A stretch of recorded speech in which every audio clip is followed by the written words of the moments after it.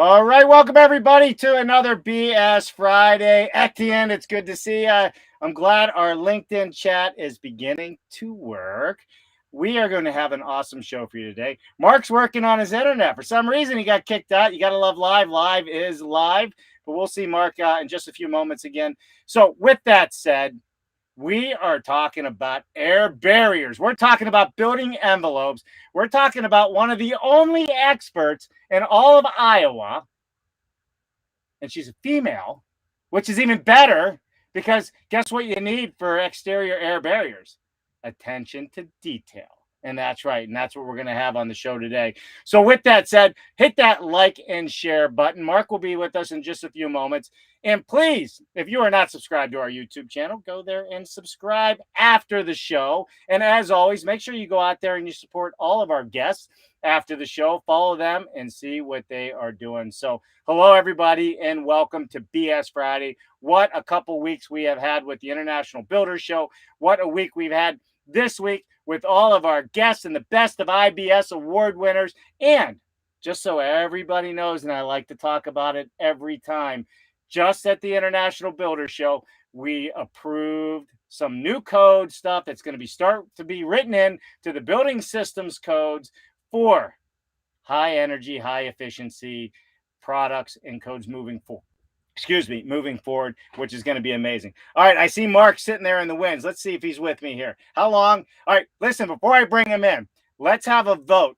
We should do a giveaway hat. Who can see how long Mark will be in the show before he loses internet today? If Mark drops out, is it going to be 5 minutes, 10 minutes, or will he make the whole show? Let me know. If you win, we'll send you a free Dave Cooper Live swag hat. Got one right here. Check it out. Check it out. Dave Cooper Live swag hat. Let's have some fun. What's happening, Mark? What do you got? Beer? You got naked beer stud now? I got water, Dave. There's a whole day ahead of us. I'm sorry for being late. And just like they do on television, I'm going to guess that I'm out for 1 minute or less because I want to win the Dave Cooper Live hat. That's it. It's starting to roll in. 15 minutes, 17 and a half minutes. All right, cool. Listen, let's get into this, Mark, because maybe we can get you through this whole program here. We have a really special person sitting in the fish tank over there, and she's really behaving herself. We don't really have anything to pick on her about yet, but I'm sure it's going to come. It's over there, actually. Mark, why don't you give us a quick intro to our next guest, Janna Alampi? Yep, I didn't catch the beginning, Dave. I just want to make sure you told everyone about Facebook, Twitter, Twitch, YouTube, LinkedIn.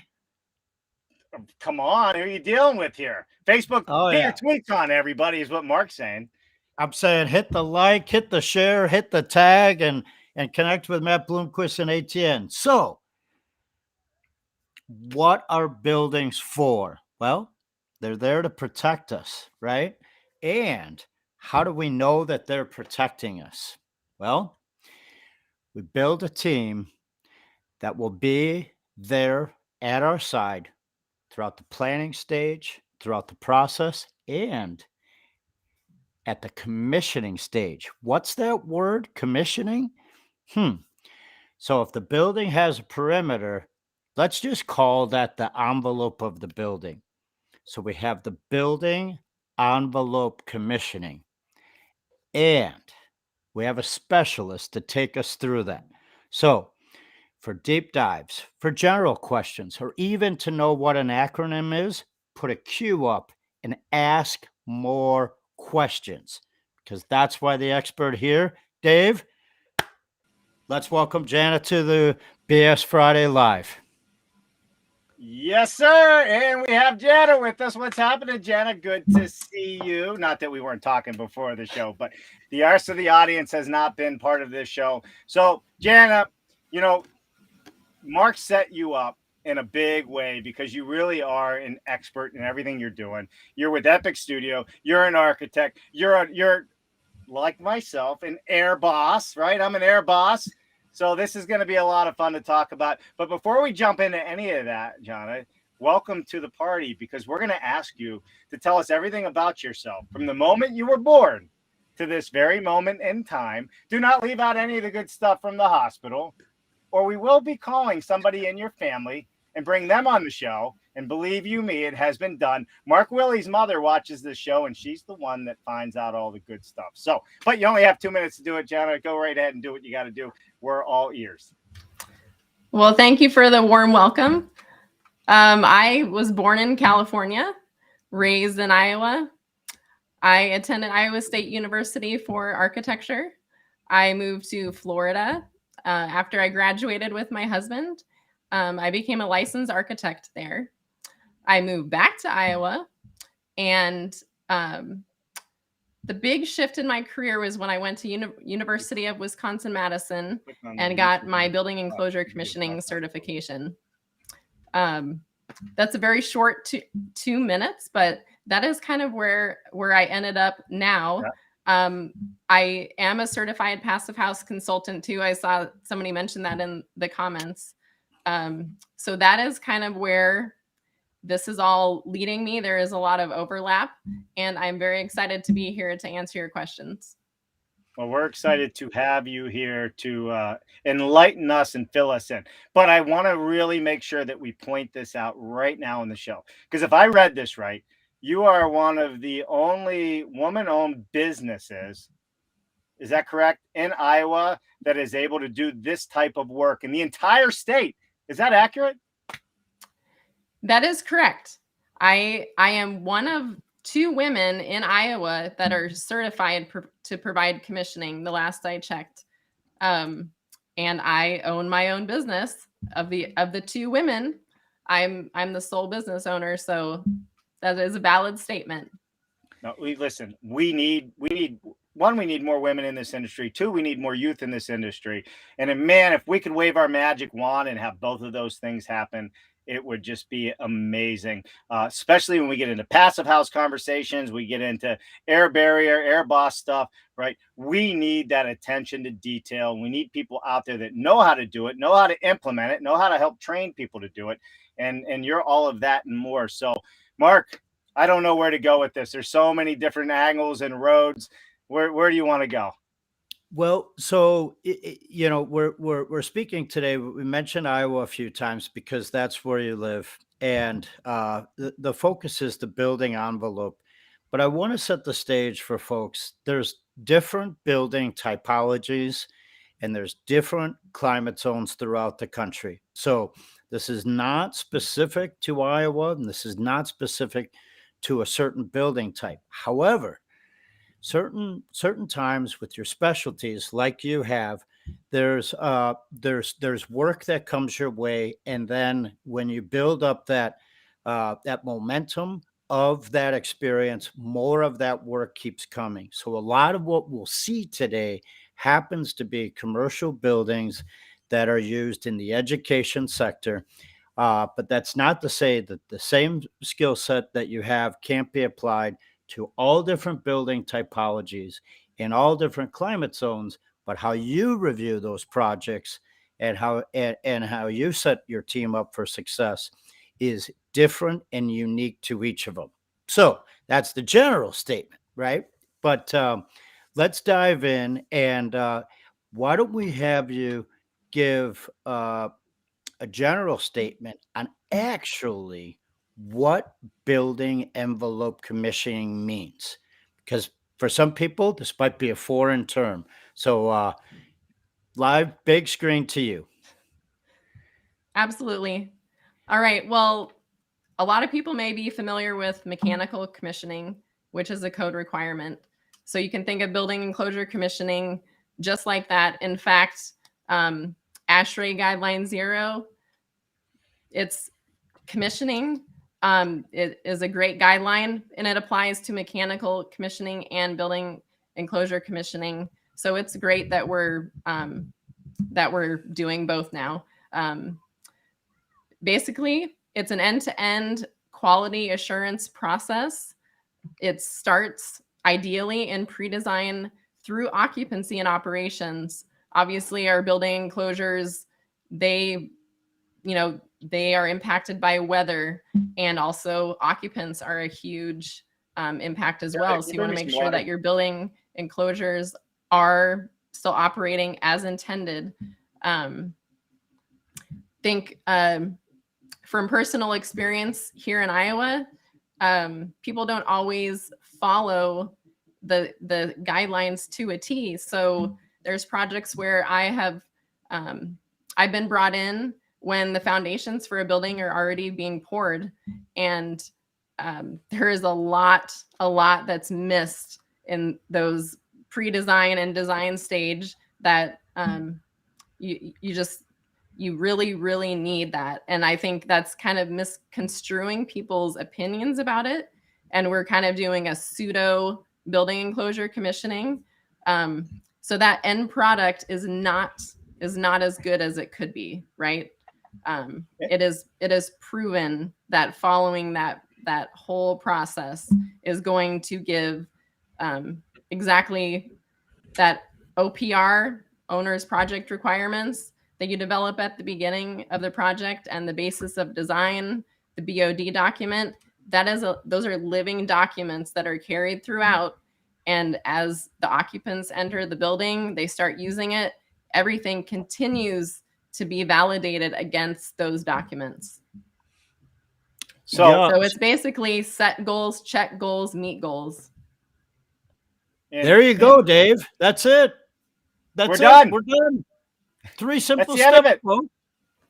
You know, so the thing here, and what you said is very important, right? It's all the things that are missed in the very beginning on site, or maybe even on the plans, or maybe it's the interpretation of the plans, right? There's that as well. But it all comes down to education. It all comes down to that attention to detail. When I was mentioning earlier before, like, you know, this stuff is not hard. It's not. Is there science behind it? Yes, there's a ton of science, but that's already been done by all of you smart people, right? For the rest of us, we just need to take that information and apply it. And I think, you know, kind of what I'm hearing here is, you know, how do we get more of this knowledge out to the field, out to the people that are actually doing the hard work and putting it in? Not that the architect and design isn't hard work, but they got to implement what you guys put together or develop.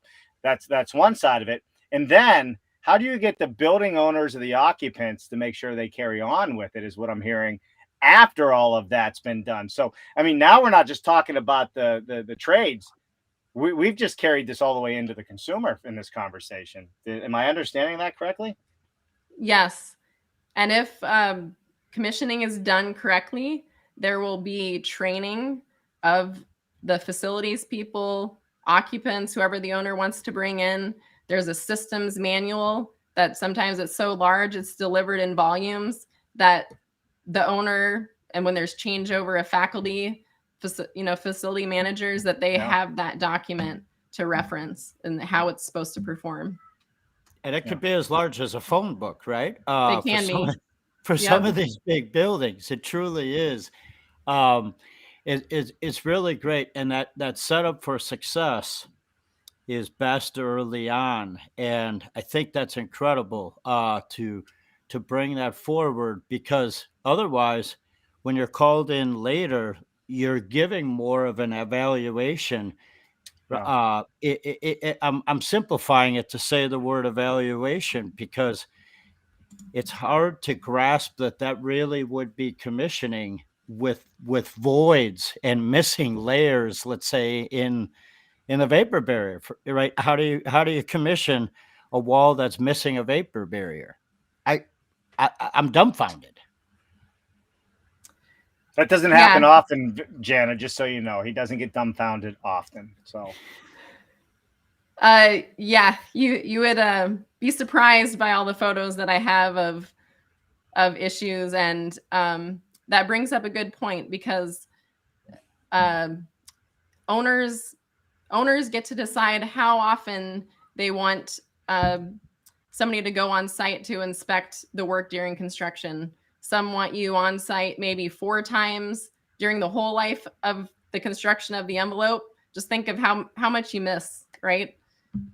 Sometimes they have somebody dedicated that is on site every single day and writing reports every single day, which is very expensive, but those are the owners where, you know, that's a really high risk building. They have a lot to lose. It needs to be near perfection. So that's a good point.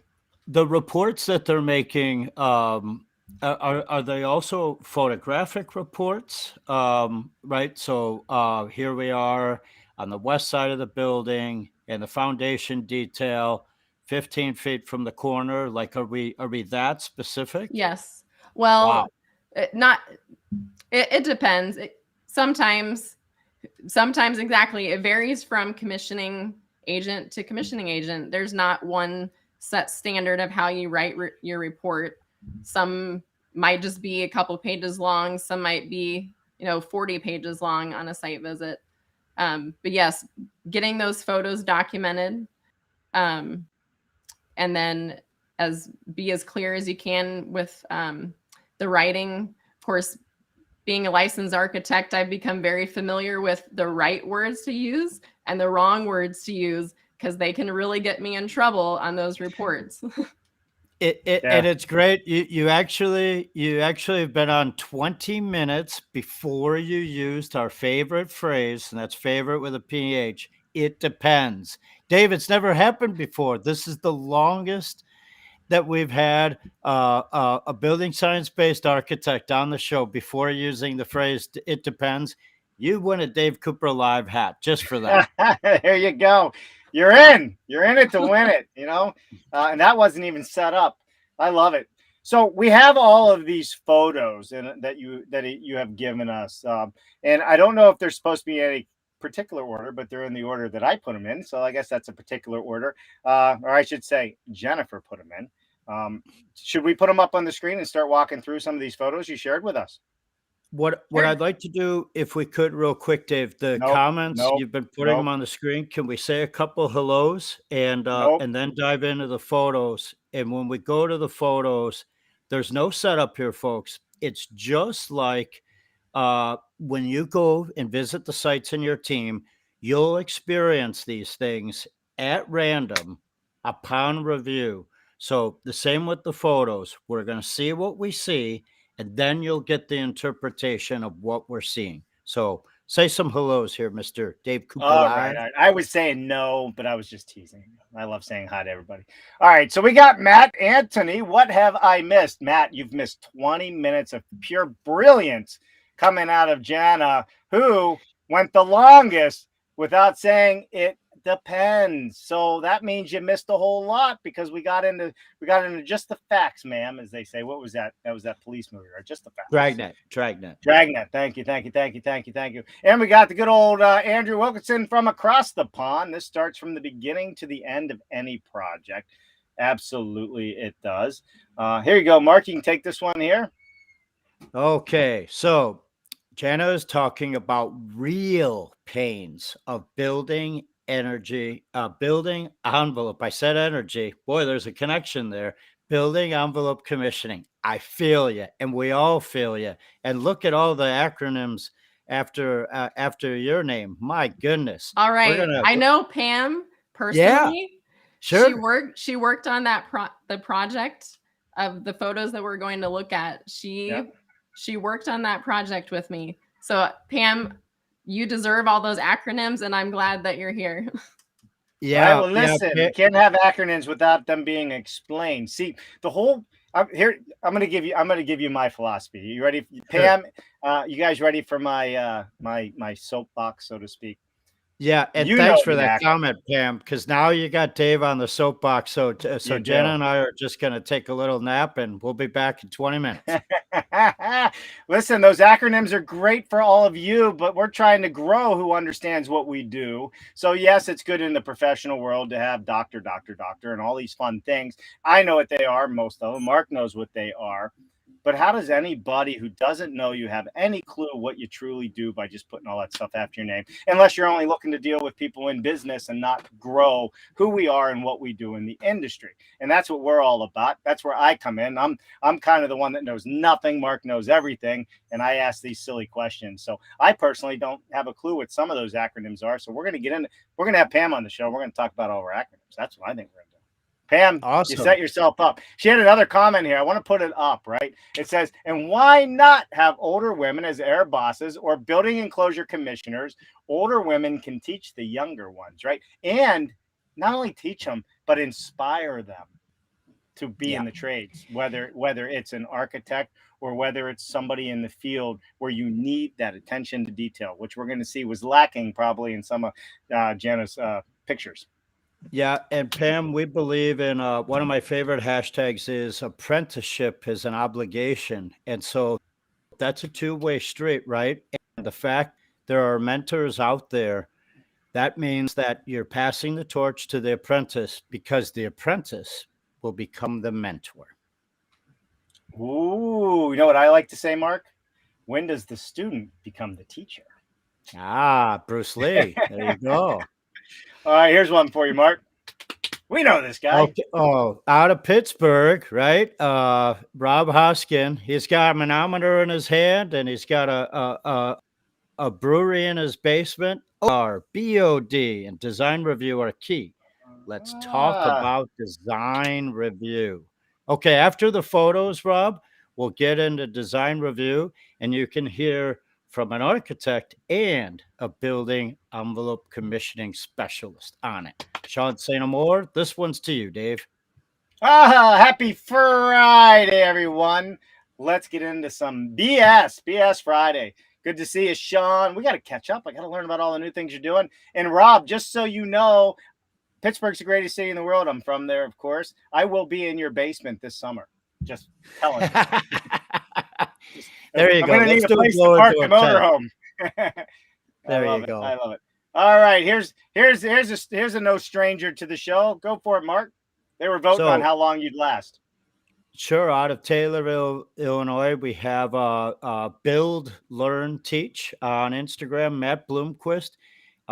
He was just hanging out with Dave Cooper at International Builder Show, representing the student built program. So it's a trades program that does high performance building by high school students for the community. Matt, you should connect with Janna, and maybe she could test your building envelope.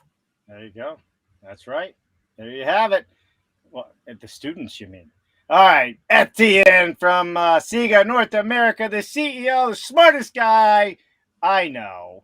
Happy Friday. I'm looking forward to hearing from Janna. Iowa is not known for passive house yet, so happy that she is out there. Absolutely. Good to see you, Etienne. Always fun. And if you don't know Etienne, Janna, it sounds like maybe you do.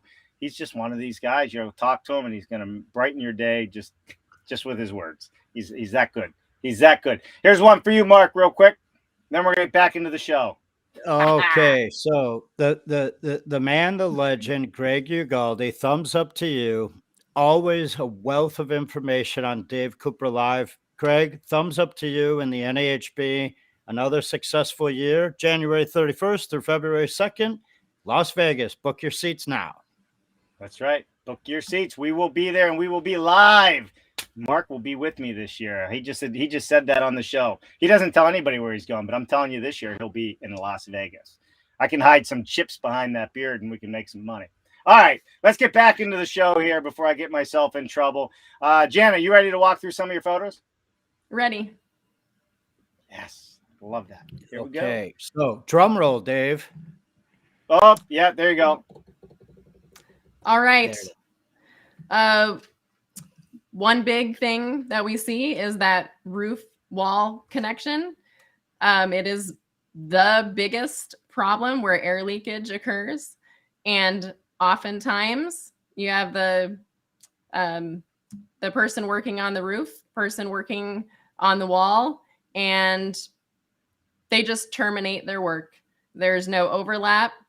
In fact, the architect did a great job detailing it, saying bring the roof vapor barrier over the wall, and it was very close to the manufacturer's recommended details. However, that is how they terminated it. Obviously, you can see the plywood. That's a big problem for air leakage.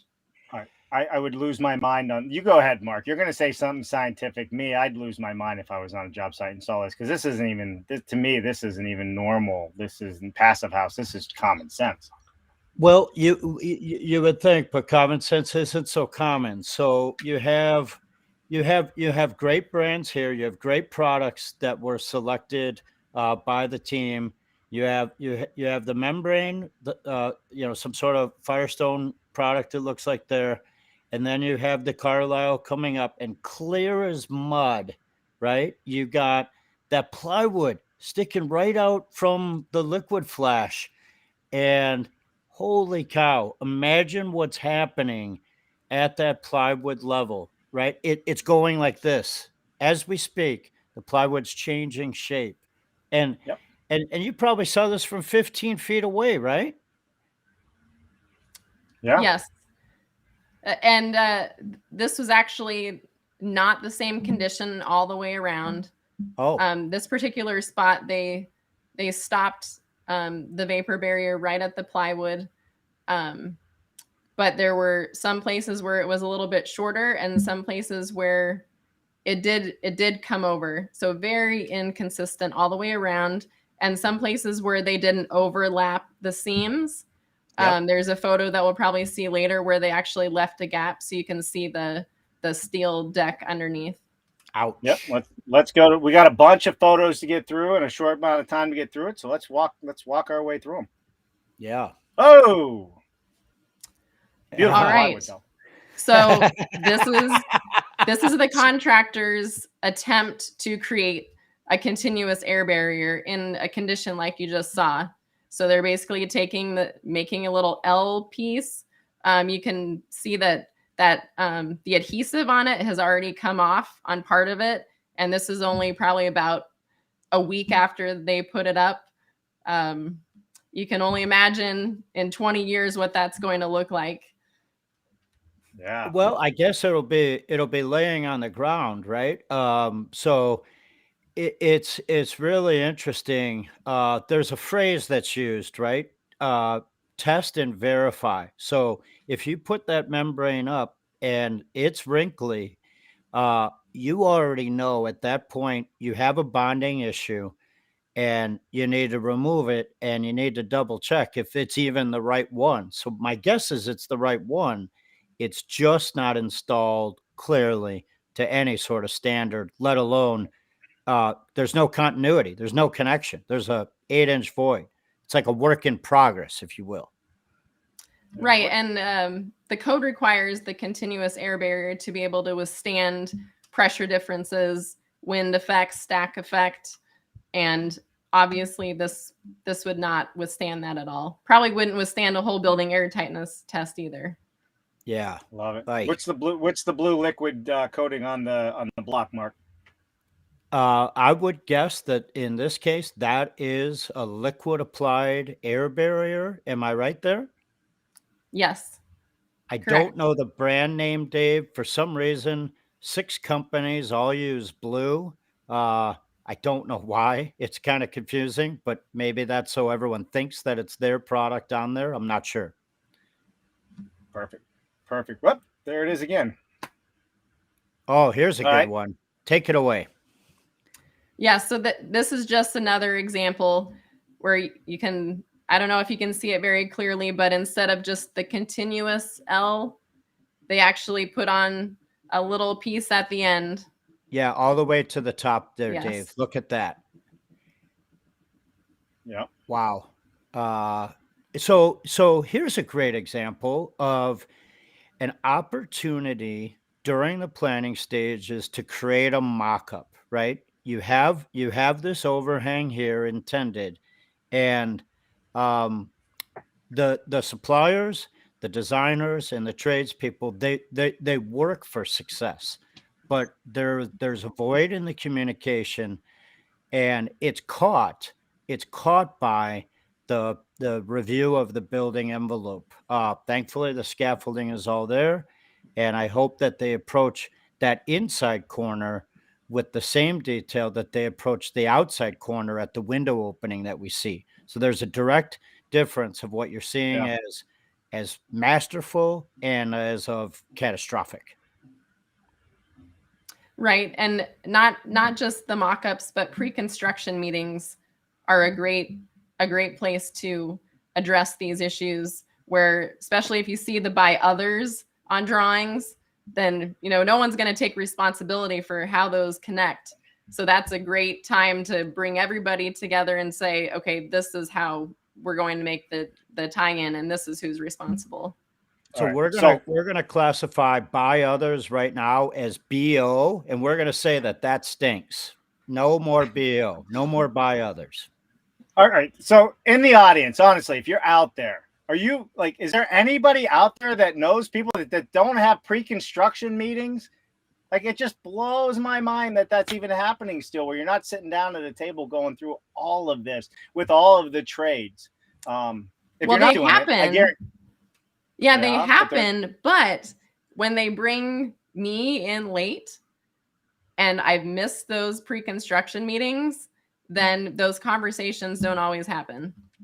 Right. And that's the idea. The whole team has to be there. The whole team. Every construction meeting I've had, here's my soapbox again. Every time I've had one, I don't care if it was the same house 5 times over, just a different piece of property, something new came up, a different code change where the plumber or the electrician or the HVAC said, you can't do that anymore. That changed, ... right?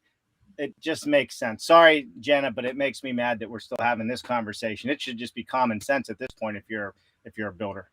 I'm throwing my hand up, though. I'm throwing my hand up as guilty, right? So I would get a plan set on a Thursday. I would have the bid due by Monday, or there's no chance of getting it, right? And sure enough, there's products on there that I didn't recognize, that I've never heard of, that I don't know where to get. So I say, well, I got a guy. He's got this stuff. We're going to use that. And then I didn't tell anyone. Then I put it on there. And here we go. So I'm guilty. And on to the next photo. Mark's guilty. Yep. All right. This is just a great example of how you have an overlap in trades on a job site. Somebody leaned their ladder up against the wet fluid applied barrier, damaged it. There were actually several locations. I documented this in my observation report with a photo location. I went back the following week as the bricklayers were coming in, and slowly that brick and insulation are getting higher to where this damage is, and they still haven't corrected it. So I put it in my report again, and they came back because installers come, they apply their air barrier, and they leave. And so yeah, that happens a lot. Here's the thing. This is how simple this is.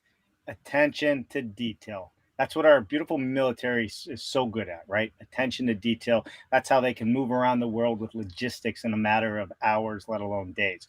So, I mean, it's this simple. If you pay attention to the details, you'll have a successful project. But the problem is, how do you find the skilled trades? How do you train the entire team so this stuff doesn't happen? Or, like you said earlier, Janna, do you have somebody on site every day, all day, documenting and being that person that says, yeah, you may think I'm a jerk, but get your scaffolding off my wall, because you're going to end up paying for it if you ruin it. That kind of, like, that's what happens. That's what needs to happen. Sorry. I like you, Janna. You get me all fired up. Yeah, just take an old banana peel after your snack and cover your scaffold corner with your banana peel. There you go. At least it will slip off the wall. You can join me on site visits, and you can get really angry. I bet I can. I don't really get angry. I just wish we had a good way of getting all this knowledge out to the mass. It's just a matter of not knowing. That's the problem. It's not intentional. It's the matter of not knowing. And we really haven't come up with a great way of getting education of this sort out to the masses. And the fact that, it costs you a few $100 just to get a trade license, and you can be running without any proper training. That's in a a lot of friendly instances. reminder, Dave. People want to do a good job. So during that planning stage, when you're together, find the opportunities in your area to send your crews out for training. Or a lot of these manufacturers, like Sega, will come to you and give you trainings. So it's all about having the right partners and creating the goals for success early on. More power That's to right. you. The power is there. The education's available for it. It isn't going to cost you pretty much anything. You just need to ask. All So right, what do we got here? I think, Dave, this part of the wall, they figured that part didn't need to have an air barrier. Maybe they were going to cut in a window later. There was a paper. There was something there. Yeah. So they just were too lazy to take something off the wall. Oh, with fluid applied products, I actually see this a lot where there's an obstruction as they're spraying, and they just miss it. And in this case, I went back and looked in my photos, and I did not see any obstructions at all. It was kind of a mystery. And even the air barrier installer said, we have no idea what happened there. They came back and corrected it. But again, this is another example where they've left the site and it takes somebody else to see the issue to get them back on there to fix it. Just in profit margins alone, right? It's good to have that check before you seal up the bucket. I could tell you, I'm guilty again. Made the same mistake. We had the bucket, we had the sprayer there. We sprayed all around it. Then we moved the bucket and the sprayer and took a break, took down the scaffolding. Guess what? Where the bucket and sprayer was, we had to go back and roll it out. Guilty is charged again, Mark. That's just on this show. 3 times the charm. Okay, what do we see here? All right. So that is rigid insulation that got installed behind the brick for a brick veneer wall. And what I always do is I take photographs of the material that's stored on site.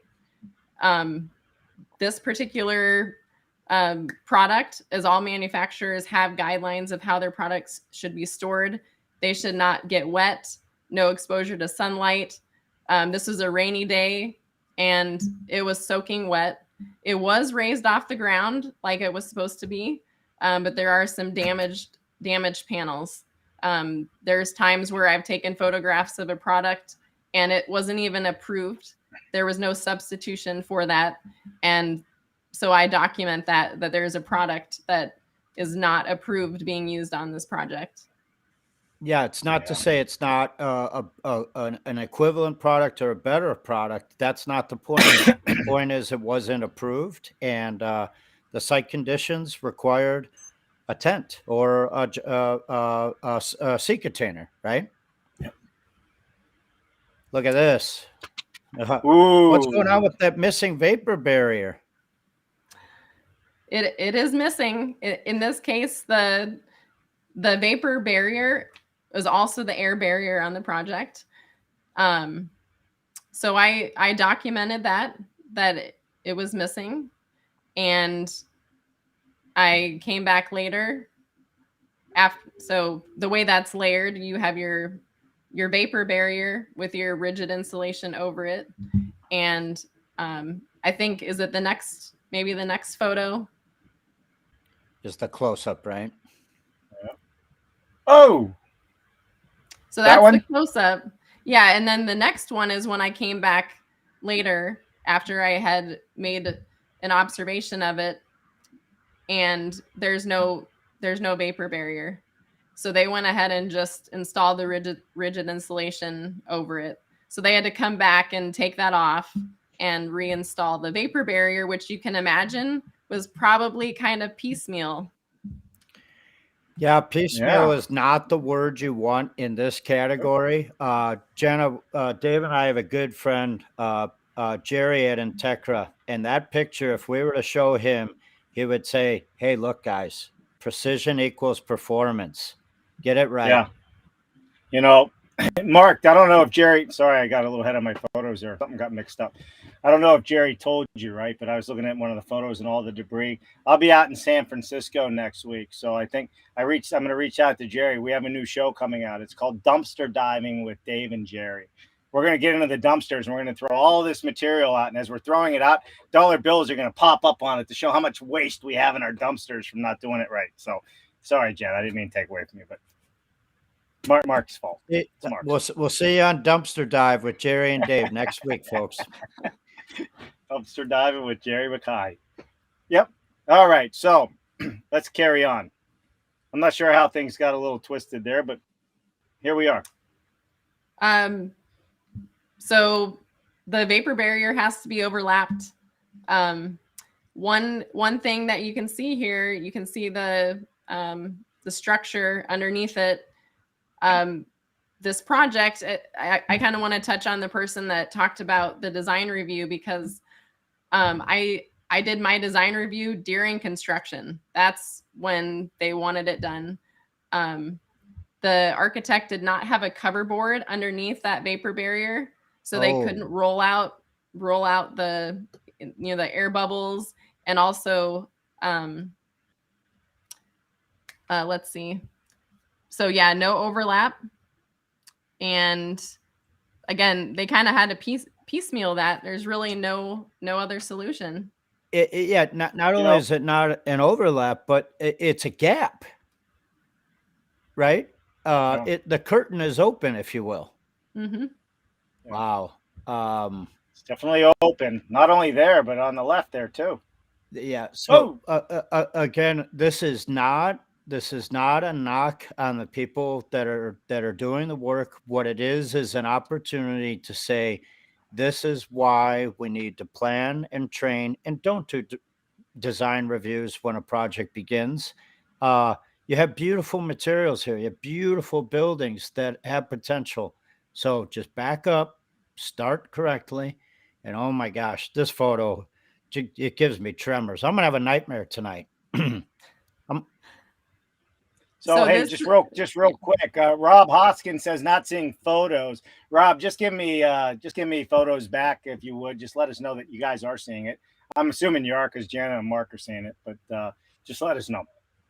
Yeah, sorry, Rob. Definitely let us know, because it's live on my screen, and sometimes being live, folks, we don't catch that. So thank you so much for that comment. Right out of Pittsburgh. Now I got it. Okay, we're good. Thank you, Rob. All right, thanks, Rob. Janna, back to you. So this condition is a new roof that's adjacent to an existing wall, and this is what I saw continually in this condition. And I think the next photo is probably the detail of how it should have been constructed. Yeah, Dave, it's an architectural. There it is. Yep. All right. So the big thing that's missing here that you don't see is that 2-inch rigid insulation that's supposed to be up against the existing wall. When I asked about it, the contractor said that it was omitted, but I went back. There was no ASI, architectural supplemental instructions, or any document saying this has been removed. So basically, this detail was no good. The contractor did revise it. I don't have photographs, because it's one of those things where I wasn't on site enough to catch everything before they covered it up. So we handle that through action logs as well. So when an item like this needs to be resolved, the subcontractor is listed on it, and they comment how they've resolved that problem. So there is some sort of formal documentation of how these issues are addressed, even if I don't get to see how they correct it. So if we look at that photo, real quick, just a backup, Dave. So where you have the rigid there, now take a close look at what we have. And now, Dave, can you go back one more photo to the backwards? Yep. So now what we see here is you have the stones embedded in the concrete, and then I see angle iron, right? There's with the rusty metal primer. That was not even in the drawing but the drawing accounted for the fact that there is a cold surface there, regardless of them including the steel. And if the insulation would have been there, that's giving you our favorite word, Dave, the thermal break, right? And it's also giving you a bonding area. And you see that in the next drawing and how it comes together because you have so many materials there, and certain materials expand and contract and bond to other materials better than other. So they have a transition membrane, and then the EPDM. This drawing is fantastic, and this is why building envelope commissioning is so important. It's a critical layer, and you want the success. All of you, Dave. I got a question. There's Let's a do lot it. of there's a lot of stone on this wall, right? It's definitely a very uneven surface, uneven. So walk us through. No matter how much flashing you put on, I saw the saw cut detail at the top. Walk us through how you divert that water from getting down behind this building, because that's not an easy detail just to figure out on your own. That's why you need, somebody like Janna that understands this. But as somebody that's on site, how do I do that flashing detail? Because your drawing shows a really flat wall, and it's just the opposite of that. It's not a flat wall. It has a lot of stones and a lot of ins and outs. Yeah, that's a good question. I think that, so where you see that in the ins and outs of on that wall, Yep. your flashing is going to be above that point, I would think. Because that insulation is 8 inches tall. Yeah, it does show that in the drawing that they're considering the water stoppage above it, Dave. So the flash and the counter flash.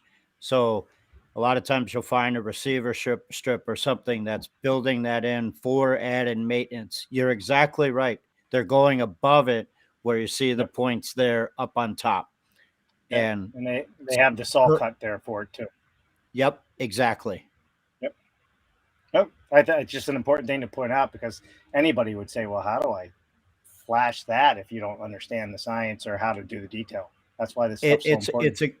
It's a good thing Bob Kelly is not here today, Dave, because we'd be on this one for another 3 hours. It'd be Saturday before we got through it. So it would be awesome. Saturday. Oh no, it looks All like right. There's moisture behind this one. Well, this is actually just some sloughing of the fluid applied air barrier where it's applied too thick. There's a wet mill test, which Pam, who's on, her company actually did the testing of the air barrier. They did wet mill testing, and we are often concerned, well, is it thick enough or is it not thick enough? Right. And that affects your performance of the air barrier. It is supposed to be a specific mill, because there are some vapor permeable qualities to this. So if you have thick fluid applied air barrier, you are changing the properties. Now you're limiting vapor transport in those thicker areas. And same with, if you don't have enough, it's affecting their performance as well. Yeah, sloughing was the word you used. Sloughing. Love that. I'm sure other people have other terms, but that's what I call it. For sure, we're not going to call it Smurferific. I think that's it. Is that all we got? That's all we got? I think so. Awesome. All right. So let's bring us back in here. That was good timing. Pam's out there. I love it. She's thumbs down. She's looking for thumbs down. I hope you guys well, listen, if you're doing thumbs down during the show, I don't know. Is that good for us to have thumbs down on LinkedIn shows? I don't know. You have that option, though. If you don't like Mark, you can do it on his show, not mine. There you go. Pam, this is so great, your contribution. Yeah. Community helps community. That's why we share. And there you go. There's the Peter Molinar, the Gary Fleischer, and the Bob Kelly all chaining. And Janna, you can tell they love your attention to detail. And oftentimes on the show, we're talking about the stuff we love and the success.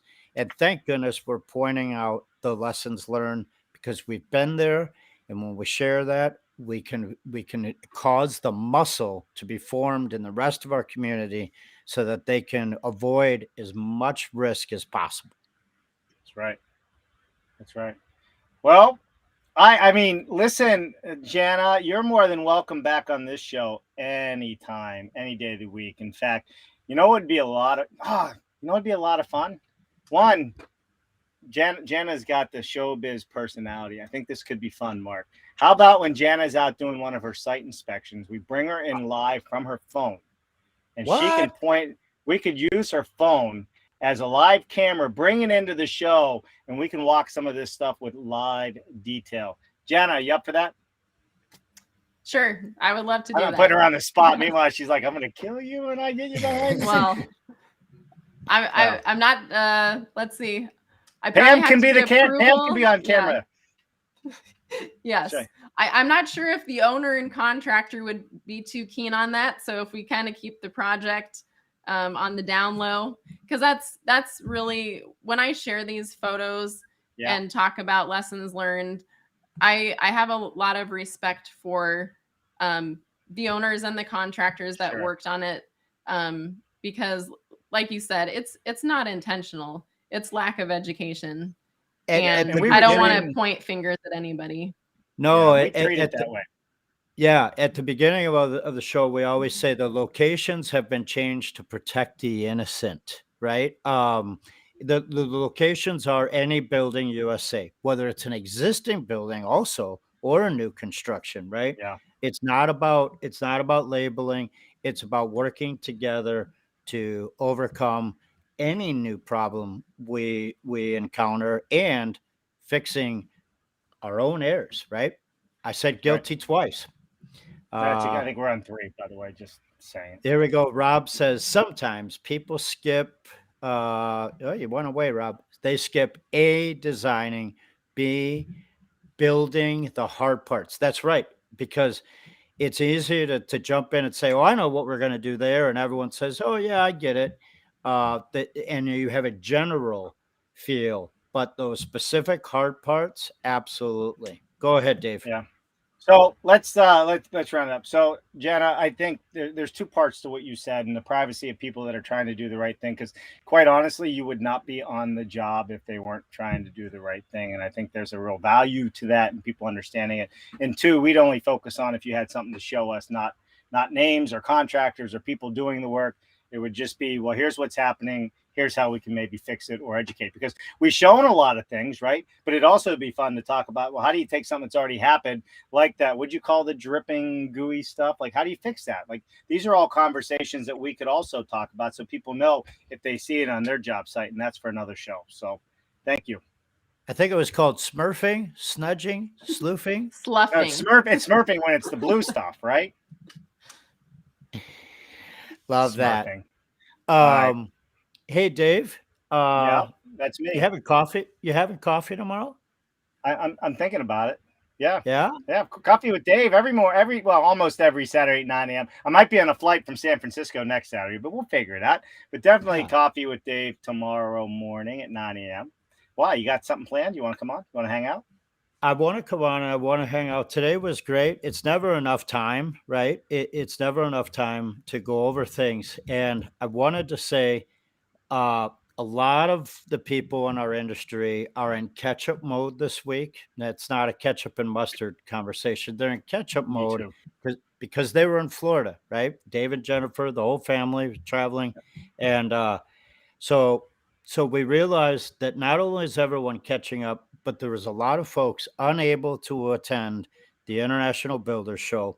And so next Friday, Ben Bogey, center stage, high performance. We're going to review the International Builder Show right here on BS Friday Live. Yeah, if you don't know Ben Bogey, we got to spend time with him out in Switzerland. We were on that trip with Sega. I'm going to share something real quick. I got to share it. It's that good. And then we're going to wrap up. I know people have better things to do, but you can go if you like. But this is our good friend, Ben Bogey. He not only is an awesome person, Greg Ugaldi, if you're still listening, you will like this, but Let me show you this. Mark, I don't know if you've seen this yet. Bam! Who's that guy? How At the about that? International Builder Show, doing all the training, made the front page of the International Builder Show. You kidding me? We got 100,000 people attend this event typically. This year was over 70, but we'll be back to normal rates. That's the guy right there. Look at that smile. He will be on our show. And guess what? He just doesn't talk about it. He is a practitioner of everything he does. So looking forward to having him on the show for sure. All right, Janna, thank you so much for joining us today. Don't go anywhere. We'll come right back to you after our outro. Everybody else out there, we got big things coming up. Guess what? We got ADL Ventures on Nolan Brown this Monday coming up. You are not going to want to miss it. So make sure you tune in for that as well. When we have Coffee with Dave Saturday, I'll be releasing a new schedule of events that are coming up over the next couple of weeks. So stay tuned, and hopefully you guys will all join us. In the meantime, oh wait, you didn't tell us when dumpster diving with Dave and Jerry happens. Well, I just found out today I got to go out to San Francisco, so I'm working on what that day is going to be, Mark. But it will be before too long for sure. So it'll be a lot of fun. It'll be a lot of fun. Hey, you know what? We have another big player coming on Monday or Wednesday, Mark. Just so you guys know, Steve Glenn, Plant Prefab out in California, will be on. So next week's another big week. We're booked out for a while. I want to send a high five. Roger Krulek was on this past week. If you haven't seen the episode, the live stream there's some problems with comments. Go back, watch the live stream. Roger is an exemplary mover and shaker, and he's taken everything he's done on the East Coast and he's going to the West Coast. So go back, Dave Cooper Live, and watch that video. It's amazing. It's 4 hours and 45 minutes, but it's worth it. It is not 4 hours, 45 minutes. I'll give everybody one more dig before we go. On March 2nd, Mark, this is a big one. We're going to be coming to you live. I won't be there, unfortunately, but live from a modular manufacturing facility right in the heart of China. That's right. We'll be live at a modular manufacturing facility right in the heart of China. Only right here on Dave Cooper Live. Put it on your calendar, March 2nd, 1 p.m. Eastern. Got all this talk about China, but guess what? There's still good people doing good work. It's not all what you read in the news. That's what I'm learning. Yeah, it's about people. This is not a politics show. This is about products, processes, projects, and awesome people. Always. Janna, thank you so much. Happy Friday to you. Thanks Happy for having Friday me. Yeah, yep. Absolutely. You're coming back, and happy Friday to everyone that joins us each and every week. Thank you, Dave. That's right. You guys are welcome. All right, everybody, that's a wrap. We'll see you, and I'll see you tomorrow morning. Maybe Mark will be with me. Make sure you tune in. We got another big week coming up for you, and put Ben Bogey on your calendar. You won't want to miss that one whatsoever. I'm Dave Cooper. We got the Mark Bare Naked Willie, and we got special guests who's going to be live on camera one of these days soon from a job location. Janna, right over there. Janna, you stay right where you're at. The rest of you, we'll see you tomorrow. Bye now.